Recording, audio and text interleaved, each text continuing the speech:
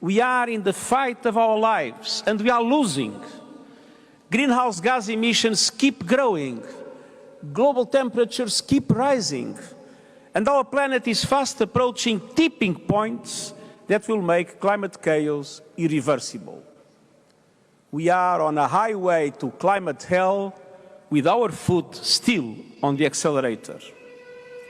Catastrophic climate change. Unprecedented flooding. Red extreme heat warning. Cost of living crisis. Wildfires. Cost of living crisis. Climate change. Sterling fell to $1.03. The cost of living crisis. Dire situation in the NHS. Drought. Unprecedented heat. The cost of living. Soaring temperatures. Health service in crisis. Cost of living. Major incident. 7 million people are now waiting for routine treatment. Staff shortages linking the storms to climate change. Dangerously high temperatures. Pressure like never before.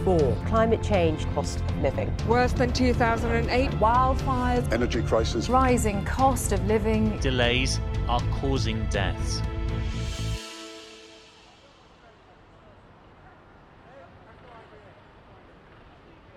We're here today on the common carpet in front of the Tower to start our march against further austerity and obviously the climate change COP27 with the principles of the cost of living crisis and our NHS. All three principles are, you know, what we all should be fighting for change. We want the oil companies to be told not to do anything with fossil fuels anymore, to go green, a Green New Deal for our country. So yes, support us. We're doing it for our children, our children's children. This is for you, the citizens of Britain, to make a change. We can do it together. Solidarity. Okay, so my name is Phoebe and I'm a member of the Fylde Coast Amnesty Group, and Amnesty supports climate rights as a human right, and therefore we wanted to get involved in this and other climate protests. So we had one a year ago at Lytham Windmill, which you might know about, when it was COP up in Glasgow, and then the one today is kind of drawing attention to COP happening in Egypt, isn't it? So that's why we're here. I'm Jennifer. I'm also a member of Fylde Coast Amnesty and been an Amnesty International member for probably 30 plus years. And the same reason, really. There's nothing more fundamental than the erosion of human rights by climate change. I mean, it's just the critical issue of today, and I need to be here. Simple as that. I did geography A-level back in the 1980s, and we learned about global warming. So if people have known about it for that long, where's the action? You watch the news, you look at the Pakistan floods, you look at the Californian fires, you look at Tuvalu disappearing under the oceans. I've just been to Alaska, and I was fortunate enough to see the glaciers and see them crashing into the sea, and it's frightening. I'm Neil Adams. I am the branch secretary of Unison's Blackpool Local Government Branch, and I'm also vice chair on the Trades Council, local Blackpool, Wyre and Fylde Trades Council. We've got a chance now to make a difference, and all the green energy jobs that could be, well, green jobs in general, that could be created would help turn around the climate issue, and would also help with the cost of living crisis and all that. When it comes down to the NHS, we've got an awful Tory government that are hell-bent on just destroying something that is there for everyone. The government's had chances right, left and centre. They've pushed the NHS and the staff to the brink. If they don't do this, if they don't take the strike action, what's left? It's always the last resort. We don't take strike action without trying everything else first. It's come to this, and it's the government's fault. Okay, hi, I'm Mary Cannan and I live in Lancaster, and I'm here today because I think it's really important that we ordinary people raise their voices about all of the concerns that we have at the moment around climate change, lack of action by the COPs so far. COP27 is currently happening, as we know, and I'm here in Blackpool today in solidarity with Black Lives Matter and climate change activists and Extinction Rebellion. My name's Charlie, from the University of Manchester. We're part of the Socialist Society, Student Society. We're here today in Blackpool to protest COP27 and show our support to the many protesters that have been jailed in Egypt. Although COP is the main way we can, seems that countries come together at the moment, it's still failing as a system, and we need to be out on the streets to demonstrate that we're not happy about that.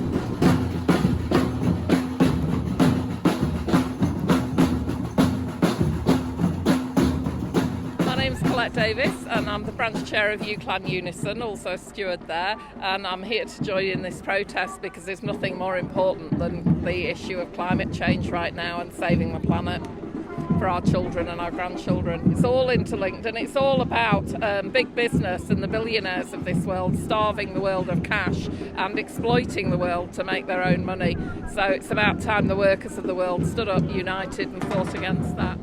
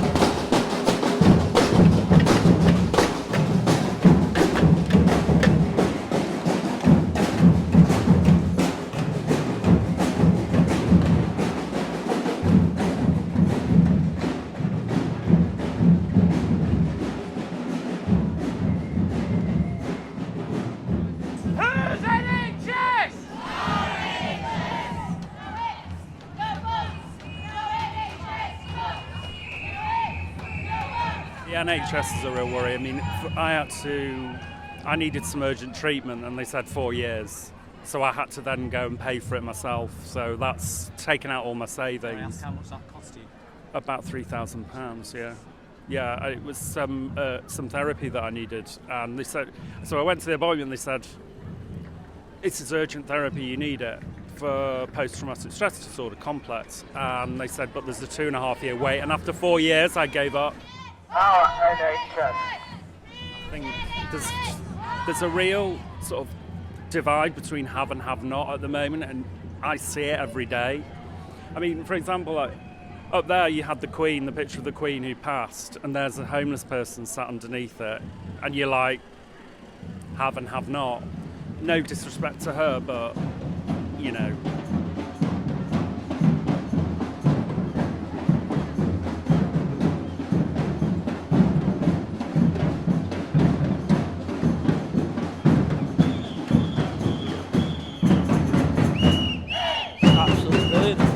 Out here, to be fair, you know, we've only got one planet, it needs saving. To be fair, we're running out of time.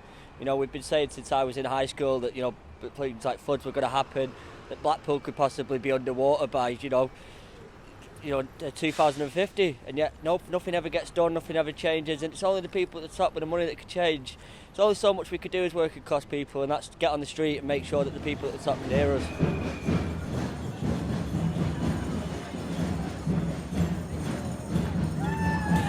So we're here today to encourage people to get involved in the fight against the Whitehaven proposed coking coal mine off Cumbria, because we need to leave fossil fuels in the ground for whatever their purpose would be if they were to be extracted.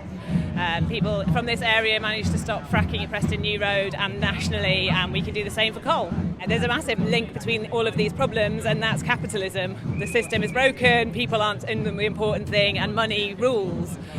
So yeah, we need to completely overhaul the system, but if that isn't possible, we can definitely make improvements within the current system as well. Street protest is the mainstay of British democracy.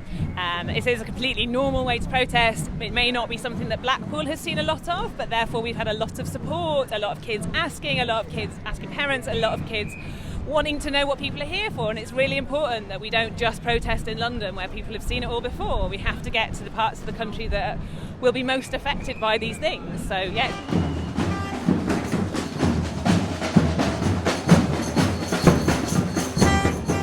I think people should have a right to protest in this country. Yes, but not at the inconvenience of others. Yeah, it's very important for all this to happen. It's important that we come out and support the crisis that are going on. It's not only the energy crisis and the cost of living crisis that's impacted on people, but the NHS is in crisis. I've been recently ill. Almost lost my life, but thanks to the NHS, I'm here. So this is why I'm here on this protest today. I think it's important that we stand up and speak for our NHS. Climate justice is health justice. What do we want? Climate justice. When do we want it? Now. What do we want?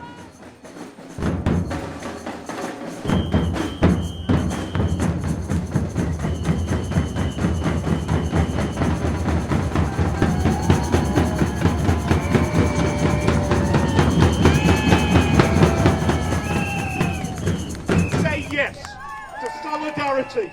Solidarity isn't just a nice word that should be used when we're speaking at events like this. Solidarity is our most powerful weapon against all those people who try to divide us. Those who try to divide black and white. They try to divide public sector workers and private sector workers. They try to divide trade unionists and climate activists. Well, no, we're here to put solidarity into practice. An injury to one is an injury to all. Blackpool's never seen anything like this, so we're waking people up big time. And the messages have been clear. I won't say any more than that because you've got your message across. Let's hear the other speakers. Thank you. This is the start. We intend to carry on, all of us together. It's in our interest, for not just us, but our children and our children's children's future. I'm a grandparent and I absolutely do it for them, because what sort of a future have they got if we don't change it now? Now is the time for us to stick together, to stay together, to do this over and over again if we have to. Solidarity to you all. I'll keep it short and sweet. Thank you very much. A million thank yous to everybody. And let's do it again. What do we want? Justice. What do we want? Justice. When do we want it? Now. Thank you. I saw someone here with a sweatshirt that said on the back, Labour has your back. And the first thing that came to mind was a knife, because that's not my feeling right now. My union certainly doesn't have my back on climate crisis. I admire that young man's optimism, and I hope he proves correct. I suspect it will be a few decades before that sweatshirt isn't ironic. The cost of living crisis, the collapse of the NHS that I work in, it's the same crisis. It's about profit before people. It's about non-sustainable practices, about destroying, raping this planet until there's nothing left. We have to join all these groups together, and you're doing that. We're seeing that here today. We are here today during COP27 happening right now in Egypt, as 60,000 political prisoners sit in Egyptian jail, including Alaa Abdel Fattah, a British Egyptian citizen who was a key figure in the Arab Spring Revolution in Egypt, who has spent most of the last 10 years in jail. Alaa has been on hunger strike for over 200 days, and on Sunday, as the COP started, he stopped drinking water to protest for his freedom and those of other political prisoners in Egypt and across the world. At this moment, we have no news of his welfare or even if he is alive. Say his name, Alaa Abdel Fattah. Free Alaa! Free Alaa! We are currently in a cost of living crisis where people are using food banks more and more. Food bank use has gone up 2,000–3,000%. Our nurses are no different. There was an 8-year public sector pay freeze from 2010. The nurses then got a 3% offer over 3 years, which was a real term pay cut. They have now been offered another 3%, with inflation at 12, so a further 9% pay cut. Blackpool Hospital Trust reported to that money pot called an Integrated Care Board. They reported that they have had to send Citizens Advice Bureau into the hospitals with debt advice for nurses because they are asking for petrol to get to work. They are asking for money to feed their children. We don't have much time. We all need to take action. Write to your MP and tell them you want a Green New Deal. Lobby your council and tell them you want a Green New Deal and make it happen. Pass a motion in your workplace and/or with your trade union to support a Green New Deal. It's everyone's responsibility. Thank you all for turning up, and what a great day, and special thanks to the Samba Band. Absolutely brilliant and inspiring. They call it a cost of living crisis. They call it a crisis of anything they want to do, but the reality is it's a crisis of capital. The government and the rich are choosing to hoard all their money, and in the meantime make you all pay for it. Instead of investing in people, investing in jobs, they want to slash everything. They want to take everything away from you and then expect us to do nothing. Well, we're not going to do nothing, are we? We're here to demonstrate, we're here to fight, and that's what everybody should do. You fight from the bottom up. You get everybody involved in the communities, talk to people you won't normally talk to, get them involved, and we'll win. An Australian company is seeking to extract 64 million tonnes of coking coal from Whitehaven, Cumbria, where the government has delayed making a decision until after COP27.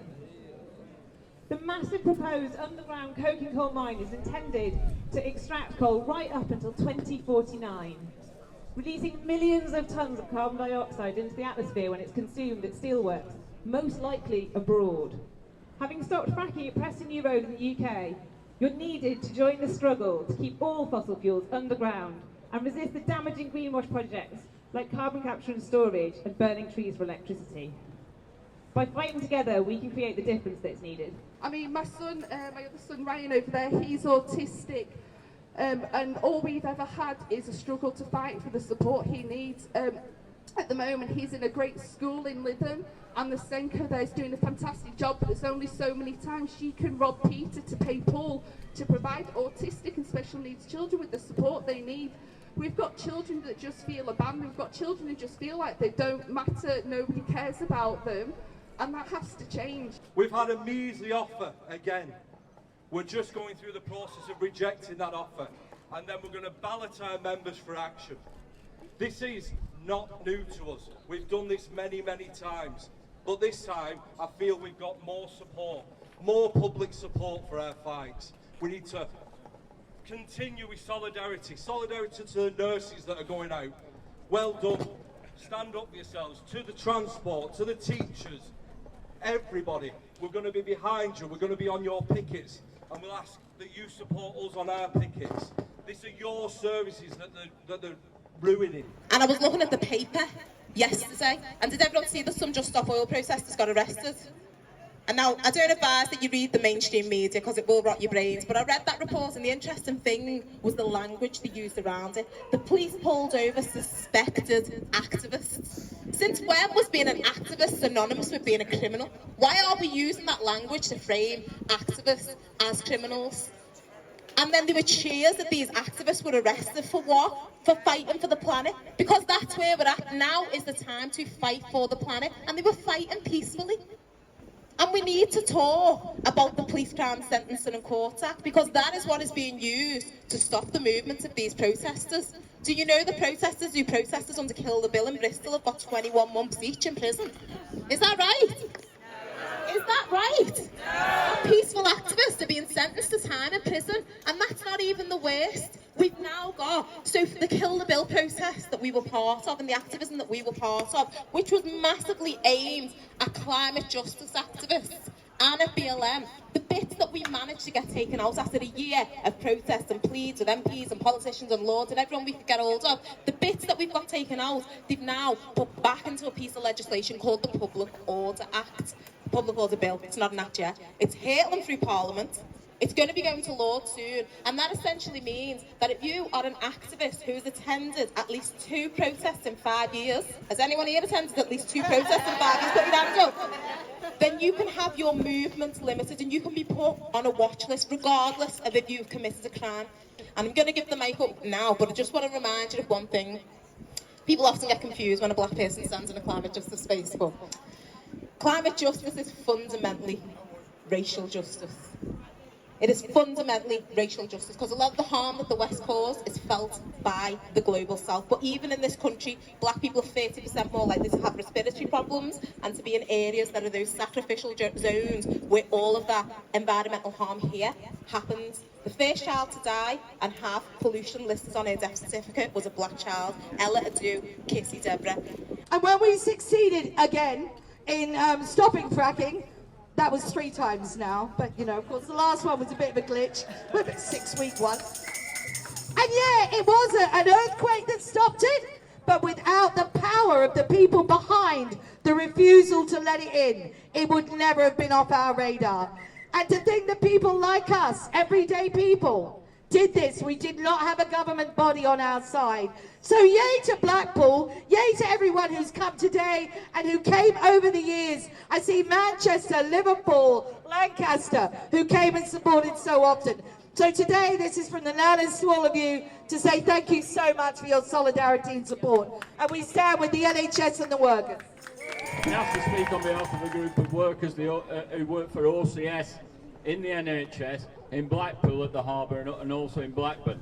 And the reason why I've been asked as a union official, although I've been on strike many times myself, the workers aren't here. Why are they not here? Because they're at work, because they won. They won after more than 20 days strike action. And the issue over which they won, which was alluded to earlier, is privatisation in the NHS. These workers signed up to work for a multinational company in Blackpool and in Blackburn to work doing domestic and cleaning and catering in the mental health setting. And that's why they were employed, and they signed up for the minimum wage. And after they got in, they found they were getting £2,000 or less than people doing similar work within the NHS. And they worked through the pandemic 24/7. That's why they're not here today. They worked those hours. They worked through the pandemic. But in April of last year, they finally said enough is enough, and they put in a grievance. Many people are leaving the NHS. And just in the last year, 500 midwives have left, and already there's 2,000 short of midwives. And so what's happening is that it is becoming increasingly unsafe to give birth in this country, and yet we're supposed to be 5th or 6th most advanced economy in the world, and the UK is falling behind. 8 out of 10 baby deaths could have been prevented with better care. 1 in 4 of those deaths could have been prevented by better staffing. And we've seen a deliberate starvation of the NHS, as with all the other public services. So we have to rise up and fight back and let people know that we don't blame the staff, we support the staff striking, and we don't accept the argument that we can't afford the NHS. All the mainstream press are, you know, the NHS is getting a bit expensive, we can't cure the waiting list. That's a load of absolute nonsense. Yeah. This system has decided that they don't want us to have health.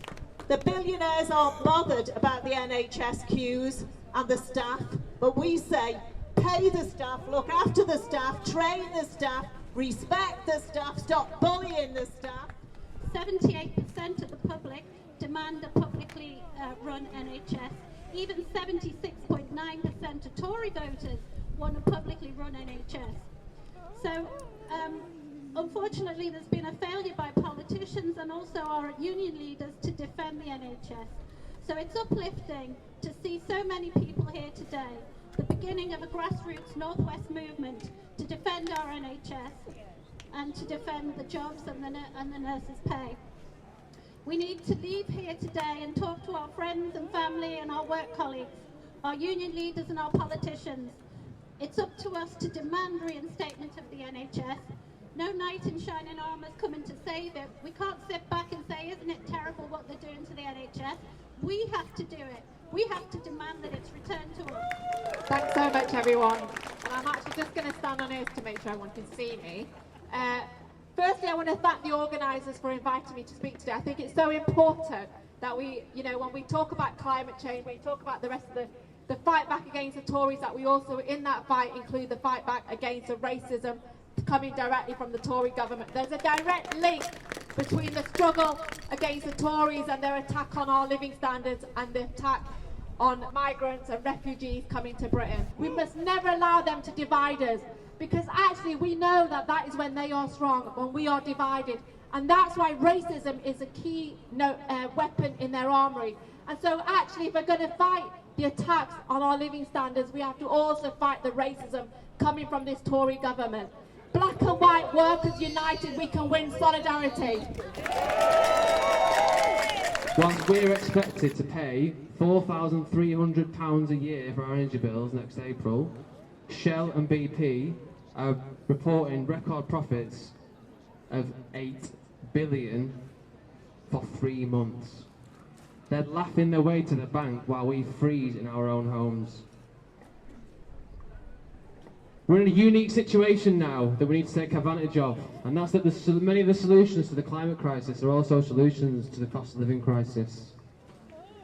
We need a rapid transition to renewable energy sources. Offshore wind is now 9 times cheaper than gas. We need nationalised, electrified, affordable public transport. We need nationalised energy. We need our homes to be insulated. It's a no-brainer. And we need fully funded retraining programmes for workers, especially those in carbon-heavy sectors. And how are we going to fund all this? By bloody taxing the rich! The top polluters, the billionaires!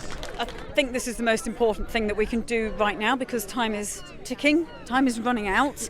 I've been a law-abiding citizen all my life, but earlier this year and then again in September, I found myself outside Kingsbury Oil Terminal, where I was sitting peacefully protesting against the absolutely disgusting, criminal and shocking policy of the government for putting in the new fossil fuel licences. I can't believe that this is happening in a climate emergency, and that just pushed me to take action. As a result, I broke a High Court injunction, which I think is in itself an immoral, absolutely immoral and disgusting thing that's done to protect the fossil fuel industry rather than protecting our futures. And I found myself doing 6 weeks in prison. And to be honest, I would do it again. And I will keep doing it until this government says that it's not going to allow any more fossil fuel licences. I'd say it's very easy to label us as some kind of other, so people don't really have to think about it. But actually, when you look at the people who have been protesting, particularly with Just Stop Oil, we cover a huge range of people, ages and backgrounds. And I think that the time is coming when people won't be able to dismiss us anymore, because we are everybody. XR, C&D member, TACU, a local Morecambe group. So it's a whole lot of issues, the whole thing coming together really, of climate change, getting rid of the government, carrying on protesting and making sure that the idea that protests will be stopped, take no notice of it whatsoever. But we've got to keep on protesting. It's all those things really. Yeah. I think it's vitally important that anywhere where there's a gathering like this gets as many people as possible, because there's still too many people not listening, not taking any notice, and letting things slide too far. And arguably the climate change has already gone too far, but maybe it can be got back. But certainly if we don't get a lot of support now, we really do need support. Enemy will have you fuming with those who change our bins. Your enemy will have you assuming that they were just a load of accidental sins. Your enemy will have you slagging those who take us from A to B. Your enemy will have you nagging at the next distraction that will prevent us to see. Your enemy will have you seething at those from a minority. Your enemy will have you believing that this time you're their next priority. Your enemy will have you divided. From those with whom we share common ground, your enemy will have you misguided. Whether it's worth it making a sound. But take it from me, it's fucking worth it making a sound. Thank you. Hi, I'm Nathan Parker, spoken poet from Blackpool, and I'm here today because I'm a massive advocate for social justice, for fair pay, for equality, and to tackle some of the issues that are happening right now on our doorsteps as a collective. And I was invited along to share some of my words, which feels strange actually, because thinking of myself as a poet even now is weird, because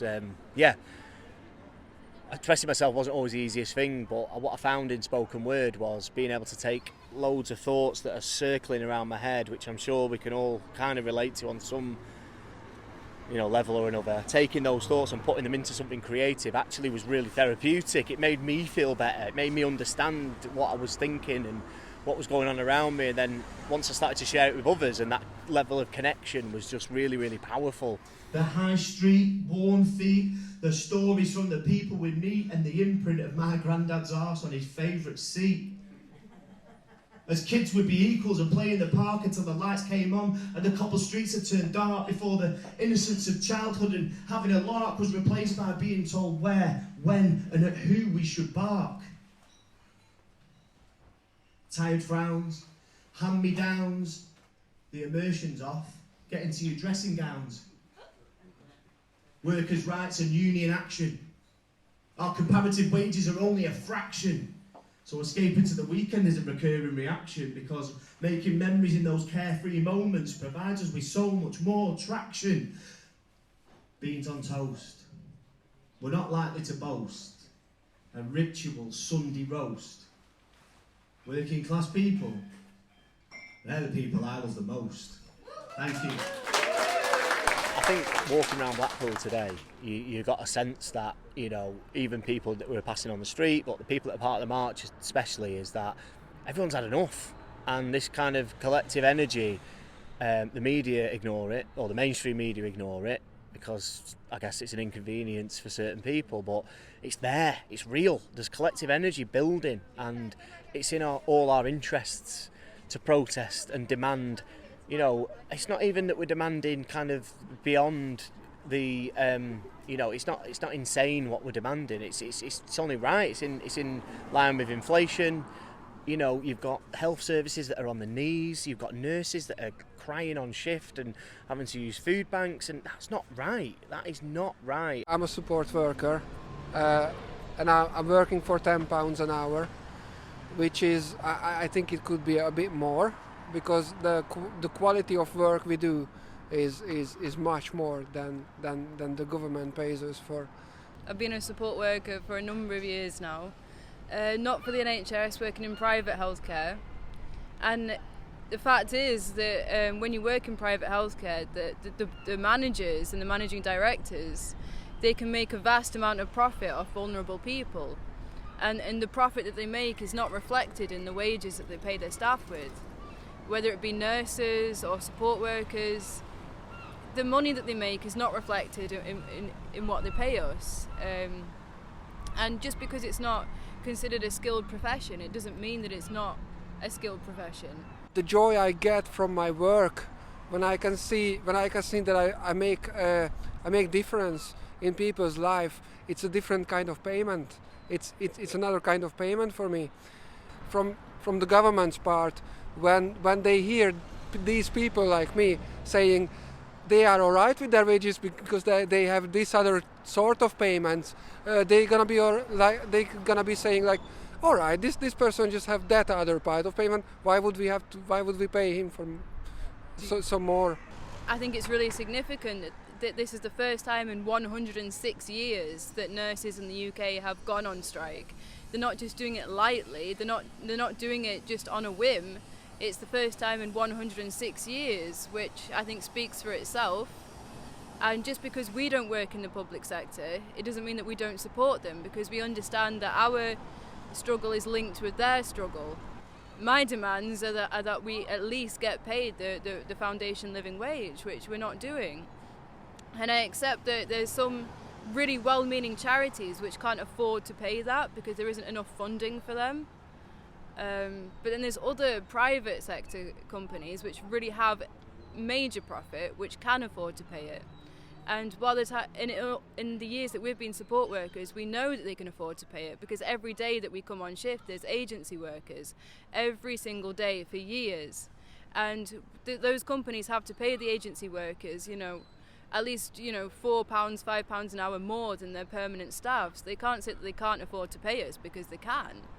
We believe the cost of living crisis, the climate crisis and the health crisis are really linked. They are all the result of the capitalists, the billionaires and the powerful politicians not acting to make working class people's life better.